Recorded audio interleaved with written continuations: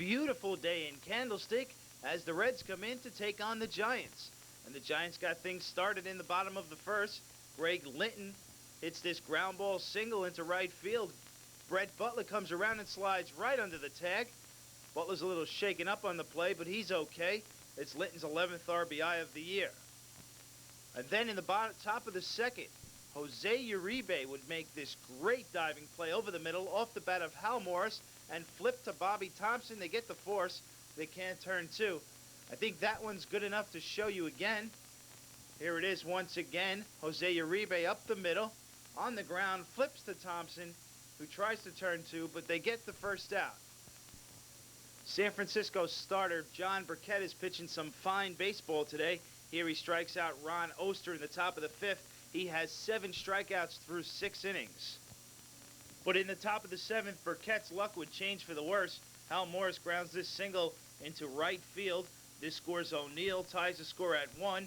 That for Hal Morris, that's his 17th RBI of the season. Still in the top of the 7th inning, Glenn Braggs comes up and lines a double into the left field corner. Scores Hal Morris, and the Cincinnati Reds take a 2-1 lead. This is Morris's 17th RBI of the season. We go to the bottom of the 9th with Cincinnati up 2-1. Reds pitcher Tom Browning is breezing right along until he meets up with pinch hitter Dave Anderson.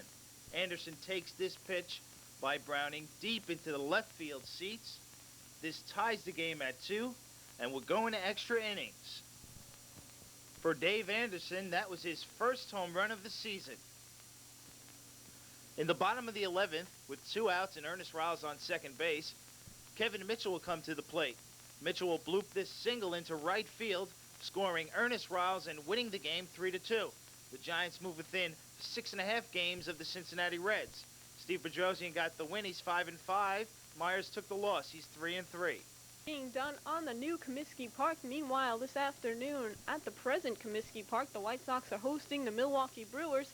In the top of the first inning, Robin Ventura will come up with a nice diving stop to his left on Gary Sheffield's ground ball. He makes the throw to first base in time for the out. We'll take another look at this play by Robin Ventura for Chicago. He makes a nice diving stop, and he gets Sheffield at first base in time to end the inning. In the bottom of the first inning, Sammy Sosa leading off for Chicago, and he'll put the White Sox up 1-0. He takes the first pitch of the game by Ted Higuera over the left field wall for his 9th home run of the year, and it's 1-0 Chicago. Sosa's 4th leadoff home run of the season. Chicago led 2-0 after 1 on Dan Pasqua's RBI single, and in the bottom of the third, after Sammy Sosa steals third base, with 1 out, Ivan Calderon singles up the middle. Sosa scores to put Chicago up 3-0. Calderon's 48th RBI of the year. In the top of the 4th inning, with 1 out, Gary Sheffield extends his career-high hitting streak to 15 games with a solo home run that goes into the upper deck in left field. It's the first hit of the game for the Brewers off Melito Perez, his 7th home run of the season, and it's 3-1 White Sox. Chicago manager Jeff Torborg would see Milwaukee chip away at this Chicago lead. In the top of the 5th inning, Greg Brock leading off for Milwaukee. He'll get only the 2nd hit of the game for the Brewers as they're making their hits count. He picks up his 4th home run of the year, a shot to right center field off Perez, and it's 3-2 Chicago. In the top of the 6th inning, Sheffield will tie this game up at 3 apiece with his 2nd RBI of the game. A ground ball single to center field brings home Darrell Hamilton, and it's tied up at 3 apiece, Sheffield's 49th RBI of the year.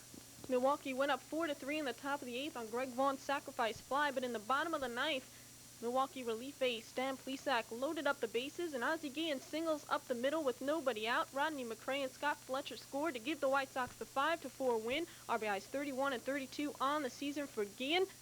Scott Radinsky picks up the win. He's 6-0. Plesac falls to 2-4 as the White Sox win it in the bottom of the 9th.